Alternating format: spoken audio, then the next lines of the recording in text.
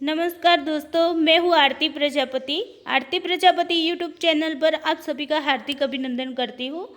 दोस्तों, हमने पिछले वीडियो में चैप्टर 1 देखा था। उसमें हमने देखा था कि मनोविज्ञान क्या है, यानी कि व्हाट इज़ साइकोलॉजी।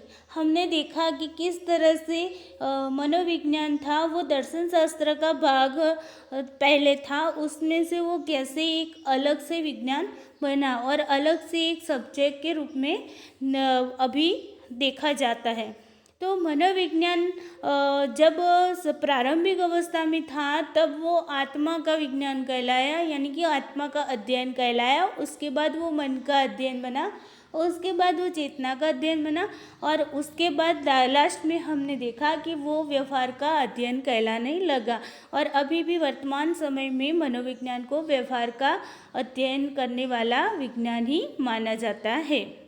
अब हम आगे देखते हैं। तो मनोविज्ञान के कुछ लक्ष्य होते हैं। कोई भी व्यक्ति कार्य करता है तो उसके कोई ना कोई गोल्स होता है, बिना गोल के कोई कार्य करते नहीं है। तो जबकि कोई भी साइंस होता है तो वो भी उसका भी अपना एक गोल होता है। तो हम आज देखते हैं कि मनोविज्ञान के क्या गोल्स है। तो मेजर गोल्स ऑफ साइकोलॉजी देखते हैं चैप्टर 2 में। मनोविज्ञान के प्रमुख लक्ष्य है, उनमें से पहला गोल है वर्णन तथा मापन, यानी कि मनोविज्ञान किसी भी व्यक्ति के व्यवहार का वर्णन करता है और उसका मापन करता है।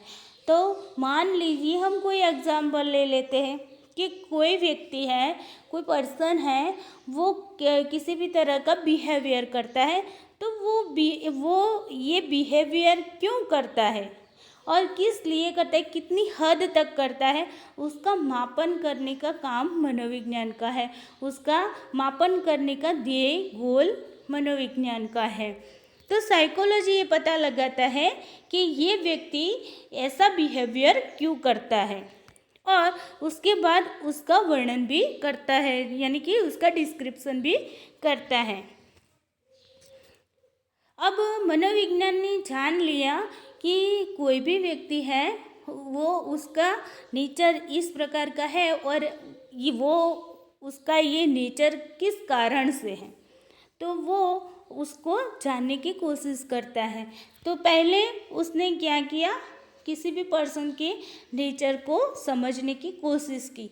और उसके बाद वो क्या करेगा कि व्यक्ति, मान लीजिए कोई व्यक्ति गुस्सा करता है, बहुत सारा गुस्सा करता है। नॉर्मली सिचुएशन में व्यक्ति को गुस्सा आना वो नॉर्मली बात होती है, लेकिन हर बात पर, छोटी छोटी बात पर उसे गुस्सा आता है। तो उसके पीछे का रीज़न क्या है, तो वो रीज़न जानने की कोशिश मनोविज्ञान करता है। और उसने पहले जान लिया कि व्यक्ति गुस्सा करता है, बार बार गुस्सा करता है।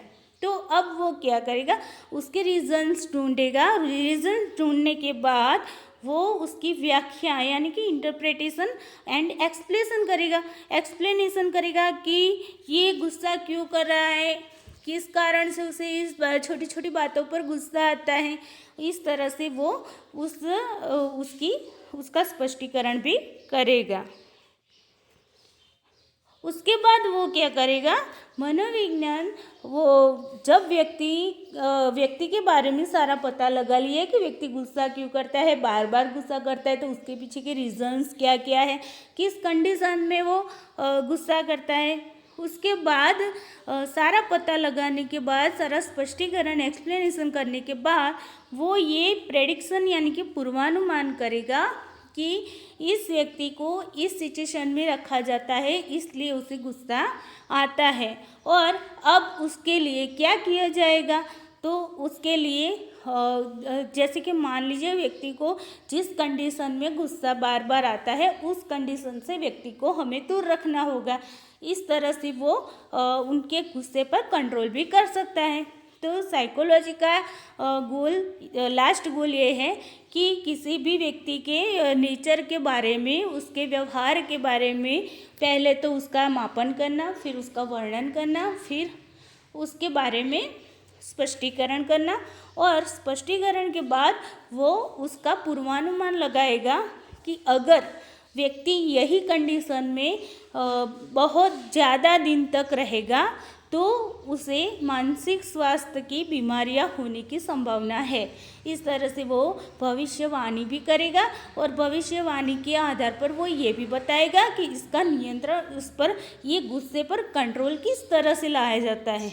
इस तरह से वो उस व्यक्ति को गुस्से से बाहर निकालने की कोशिश भी करेगा। तो आई होप कि आपको ये वीडियो काफ़ी समझ में आया होगा। अगर आपको कोई डाउट है तो आप कमेंट बॉक्स में अपना कमेंट ज़रूर डाल देना। एंड मेरा ये वीडियो आपको पसंद आया हो तो प्लीज़ लाइक कर देना, शेयर कर देना, कमेंट कर देना और सब्सक्राइब करना ना भूलें। Thank you for watching.